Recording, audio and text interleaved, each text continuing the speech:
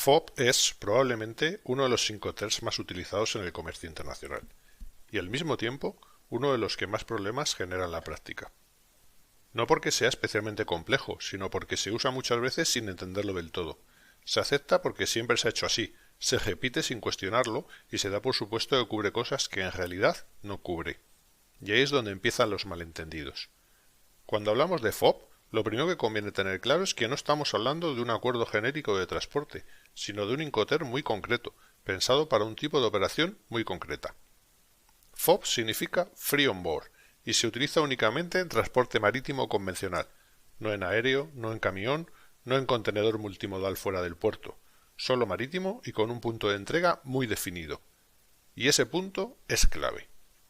En una operación FOB, el vendedor cumple su obligación cuando la mercancía queda cargada a bordo del buque designado por el comprador, en el puerto de salida acordado. Es exactamente en ese momento cuando se produce la entrega y cuando se transmite el riesgo. No antes, no después. Esto parece sencillo cuando se dice así, pero en la práctica es donde surgen la mayoría de los errores. Muchas empresas creen que trabajar en FOB significa que el vendedor se encarga de todo hasta que la mercancía llega al puerto de destino, y eso no es correcto. En FOB, el vendedor se hace cargo de la mercancía hasta que está cargada en el buque en el puerto de salida.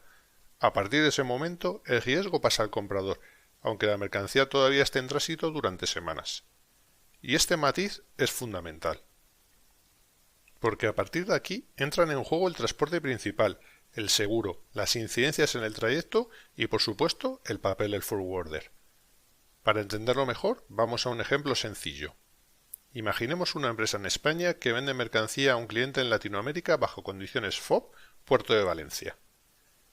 El vendedor se encarga de preparar la mercancía, llevarla al puerto, despacharla de exportación y cargarla en el buque que el comprador ha designado.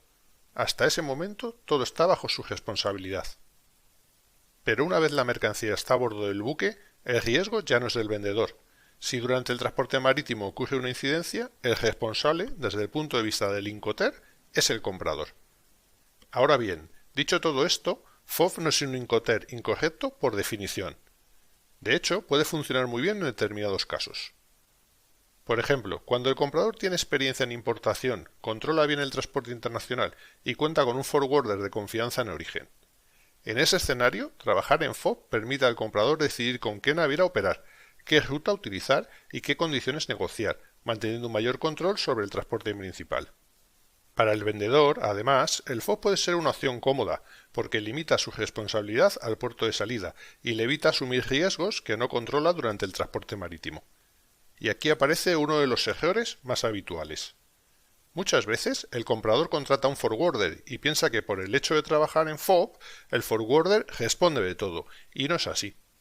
El forwarder organiza el transporte, coordina la operación y actúa como intermediario, pero no cambia el punto en el que se transmite el riesgo. Eso lo marca el Incoterm, no el forwarder. Otro error frecuente es pensar que FOB implica control total de transporte por parte del comprador desde el primer momento. En la realidad, durante la fase previa a la carga en el buque, el comprador depende totalmente de cómo el vendedor gestione esa parte de la operación. Por eso, cuando se trabaja en FOB, es clave definir muy bien quién hace qué en el puerto de origen, cómo se coordina la entrega al buque y qué información se comparte entre las partes. Muchos problemas no vienen de una mala ejecución, sino de una mala definición inicial. También es importante entender que FOB no significa automáticamente que el transporte sea más barato, ni que sea la mejor opción en todos los casos. Simplemente reparte responsabilidades de una forma determinada. Y si esa forma no encaja con la experiencia, la estructura o el control que tiene cada parte, el Incoterm deja de ser una ventaja y se convierte en un riesgo. Por eso, antes de aceptar un FOB porque siempre se ha hecho así, conviene pararse y hacerse algunas preguntas muy básicas. ¿Quién controla realmente el transporte? ¿Quién contrata el seguro? ¿O quién asume el riesgo en cada fase? Cuando estas preguntas no están claras, el FOB suele ser el primer sitio donde aparece el problema. En resumen, FOB no es un Incoterm malo, pero sí es un Incoterm muy mal entendido. Funciona bien cuando se usa en el contexto adecuado y cuando todas las partes entienden exactamente dónde empiezan y terminan sus responsabilidades.